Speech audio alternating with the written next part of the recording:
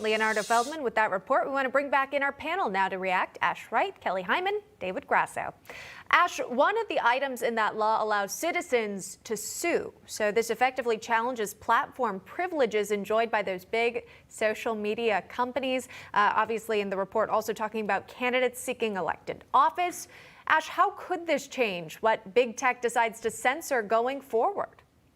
Yeah, sure. I mean, look, this is a big win for Florida. It's a big win for Governor DeSantis. I think what's important to remember about this bill is that it's really just creating a level, even playing field. It's creating a level playing field between Facebook, Twitter, the big tech giants, and the average citizen and the average candidate. It doesn't, what I love about the bill is it doesn't specify, there's two different levels. There's a statewide candidate ban, which is $250,000 a day.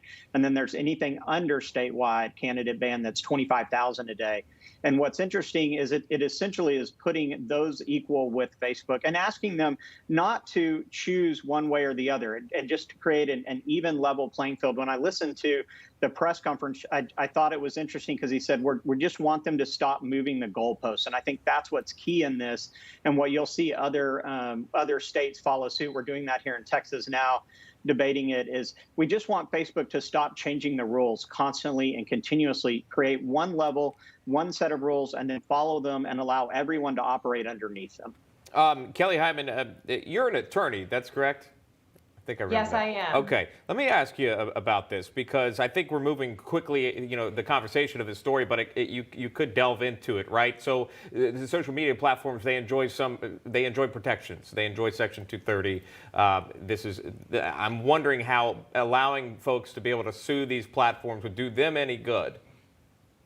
Right. No, I think you bring up a really good argument, and I definitely think from a legal standpoint, there's going to be some legal challenges of a big government infringing on privately held companies, and it's their right, businesses. It's kind of like you go into a restaurant and you have no shoes on. The restaurant can say, I'm sorry, you can't come in here without shoes, and they can put certain parameters or restrictions on you coming into the business. So some would say that this is overreaching, this is anti-business, this is against corporations, and basically the government is infringing on the business's rights to do what they want. Yeah, I know we've of course heard the conservative argument, however, that they feel as though their voices are being censored on social media. I want to switch gears, talk about a different story. A suspicious package was in fact sent to Senator Rand Paul's home. It contained a threatening note and white powder.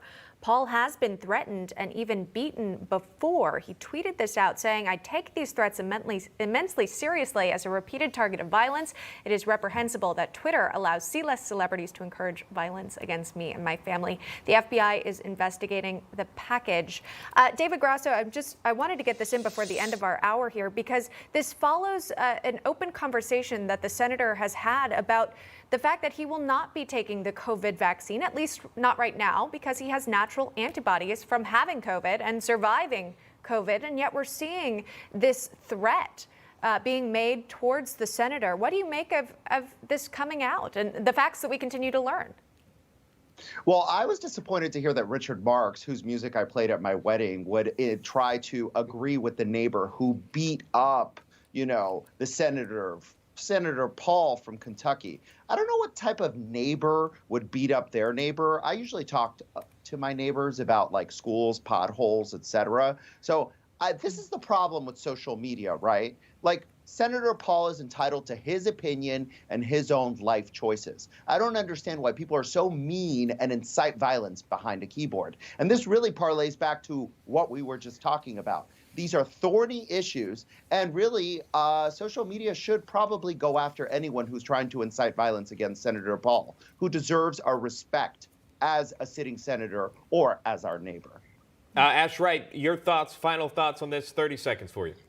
Yeah, absolutely. I mean, look, when I Googled, I went to Twitter's page and I Googled what their violence stance was. And I thought it was interesting. The very last line of the top paragraph says, you are not allowed to even glorification of violence. And so I think all of this, what Senator Rand Paul is talking about, definitely should be looked into by Twitter. I highly doubt that it will be. I'm assuming they'll just sweep it under the rug like they always do. but it should, and it's a clear violation of their own rules on their own website. I'm glad you brought that up, too. And by the way, if you're wondering where Richard Marx is, that's the whole other conversation, too. Someone tweeted at me and said, I said, where's Richard Marx? And someone said he was always right here waiting for you. So, all right. Yeah. Hey, we'll keep following the story there and looking out for the senator. Okay, Ash Wright, Kelly Hyman, David Grasso joining us live on the program. Thank you all so much. We appreciate it.